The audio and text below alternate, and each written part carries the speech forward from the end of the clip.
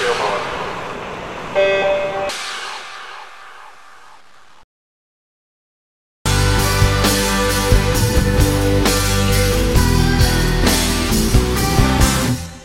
It's my great honor to introduce an amazing swimmer to you. After winning an Olympic gold medal, 2 world championships, 7 NCAA championships, he retired at the age of 22. He spent the next several years traveling the world, exploring his other interests, including his higher education, music, tattoos, teaching people all over the world about swimming and tsunami flood relief. His vision is to use his experience and his platform to give back and inspire people of all ages to live the life they would love to live.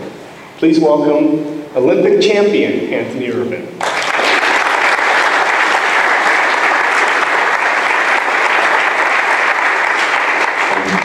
Thank you for that very warm welcome. It's great to be here in New Orleans.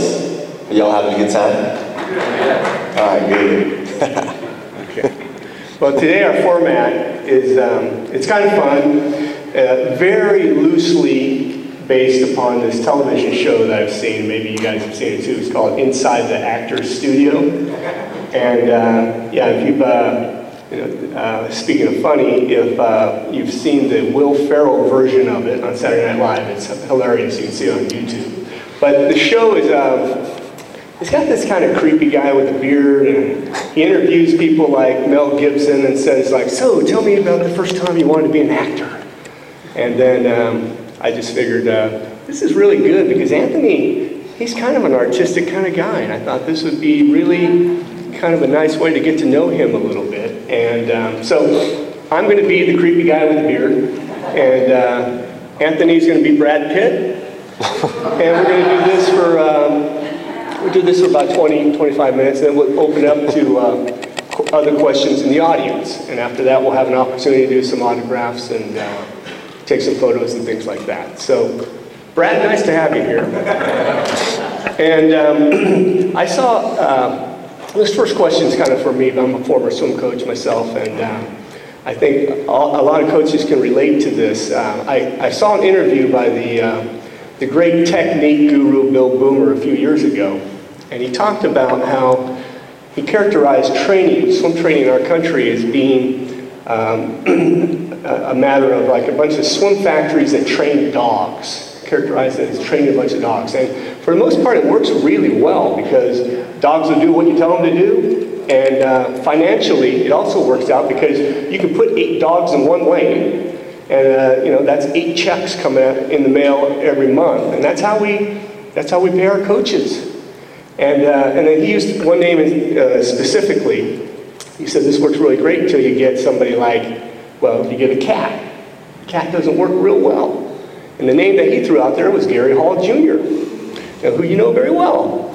And I just thought like, wow, I remember when I was a young coach, I think I had a cat, you know, and it was a long time ago. I'm going like, still, you gotta train him like a dog. You gotta get the checks coming in. It's a challenge. And so, you're definitely a cat.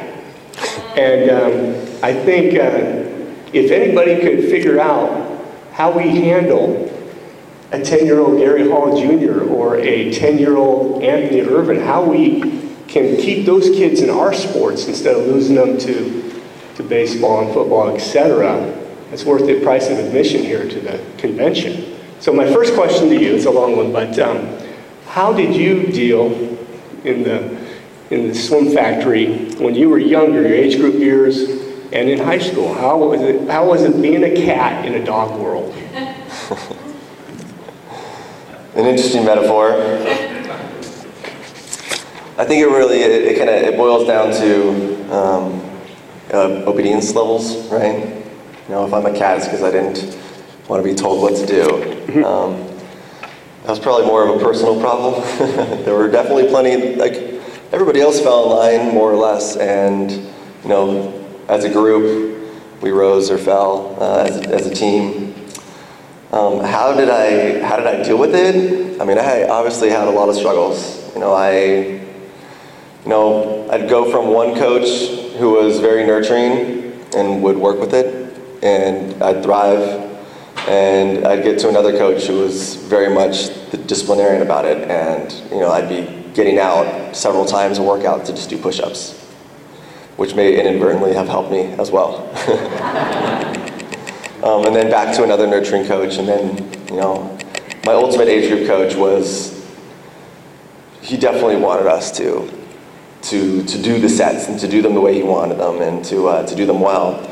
And I did the best I could, really, and I give a lot of credit to my teammates. This one guy, Brian Parmenter, ended up going on to Harvard and swimming maybe a couple years, but every practice for about 3 years, he would lead, and he'd never really complain, but I'd push off and sprint and catch up to his feet and just draft like the entire workout. If anybody does that to me now, or I've coached and I've seen kids do that, and they don't tolerate it. They're like, "You're going first. You're going ahead of me." I got to give that guy a ton of credit for getting me through those years. I guess I strayed a little bit from the question. A cat in a dog's world. I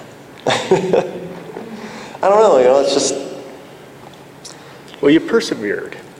I did, and if I was to characterize myself now, I like the process of knowing what the program is about, and like knowing what the day's tasks are, and then going about and executing them. I wasn't like that before. I was way too restless, and that in a lot of ways reflects on a future question, so I won't steer there quite yet. Okay. Yeah. That's all I got for now. Good. But, so what I took from that is there is no panacea for that, but certainly the nurturing coach is probably going to be more effective in dealing with the cat. So Olympic, 12 years between Olympics, that's kind of like the next really big question there. But before I get to that, I'm actually going to give you a little easier one. Can you compare your experience in Sydney to your experience in London? In terms of what? Well, just in terms of enjoyment, in terms of just the experience. Well, first and foremost, my experience in Sydney was as a 19-year-old, a teenager, first time out of the country, and my experience in London was as a man. Mm-hmm. So what I understood myself to be there for, and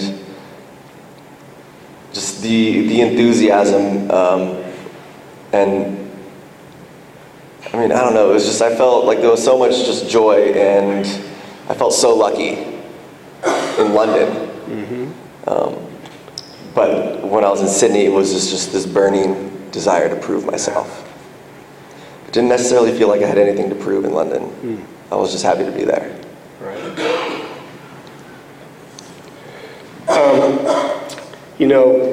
I mentioned just a minute ago this gap in the journey between the two Olympics, and right there, that's pretty interesting to me. It just sounds like, for instance, it was your first Olympics was such a whirlwind, and obviously, winning the gold medal is amazing, and yet it seems to me like you appreciated London more, like you savored it more. And but to get there, it's I've done a little research, and I know that those 12 years you were doing some searching. Mm-hmm. There were some struggles, I'm sure some happiness, but some dark times as well. And what kind of value do you place on those 12 years? And with the pain, the pleasure, and everything, would you do it the way you did it before? Would you do it again, or is that just it just is what it is? If I could do it again, would I do it the same way, knowing what I know now? Yeah. Well, of course not. I mean, if I had 20/20 vision for my future, I would. But it's helped make you who you are today. Absolutely. And I'm not going to like recant anything that I did. You know, they're all built into me at this point, and I carry that. You know, it's my burden to carry, and I don't think it's monumentally heavy or anything. Yeah. But yeah, you know, like well, there were a lot of things going on. I mean, and to bring it back to, I guess, the original question, you know, if I was a cat trapped in a dog's world, you know, well, I did everything that I thought this dog could do. And I suppose an apropos metaphor, as opposed to a cat, is, you know, I was more like a bird, a caged bird. And as long as I felt that I was in the pool, and I was always thinking about what was out there, because I never got to explore that. Because the pool, the pull of what I wanted to do initially, the goals I wanted to accomplish, but then also the community and the people around me, my family, my teammates, my fans, what they wanted me to stay in the pool. And I mean, that's an incredible force to deal with. But I wouldn't have been able to figure out who I was. And if I was a bird in a cage, I mean, I never would have known I was a bird until I was able to fly free. Mm-hmm. So that's what I did, you know, and I don't, you know, in like the quote dark times, they all happened in my mind while I was still trapped in the pool. Mm.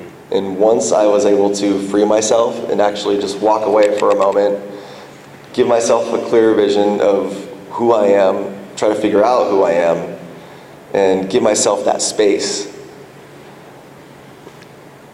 then I was able to come back refreshed and different and appreciate it for what it is and actually buy into the way that the coaches have been doing things for a really long time. But you know, as just an angsty teen, and you can philosophize with them all you want, and they ain't gonna budge a thing. You just gotta let them be themselves. Right.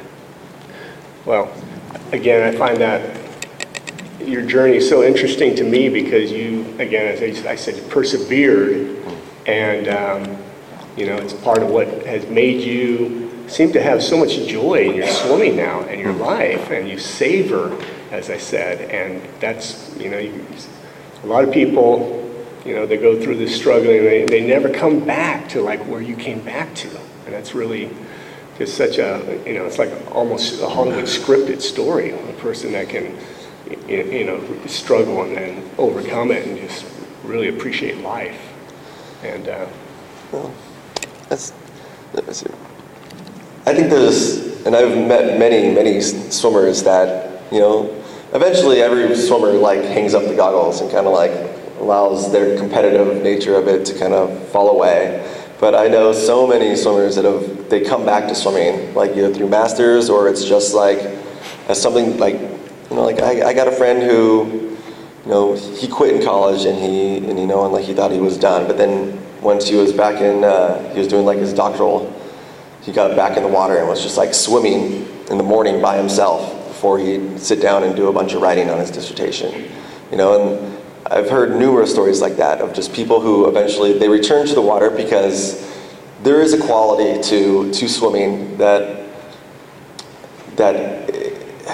it's almost rejuvenative on your mind, you know, like it allows you to kind of like process your day almost unemotionally, and you know, it has this meditative quality so that, you know, you pump the bellows of your heart, and as you're swimming, you know, when you don't have any, like, there's no real senses going on, you don't really hear anything, not necessarily even looking at anything, even the presence of gravity is very, very limited, and you spend some time doing that, at least for me, and for many people that I've talked to, they emerge from the water just refreshed and ready to go about their day.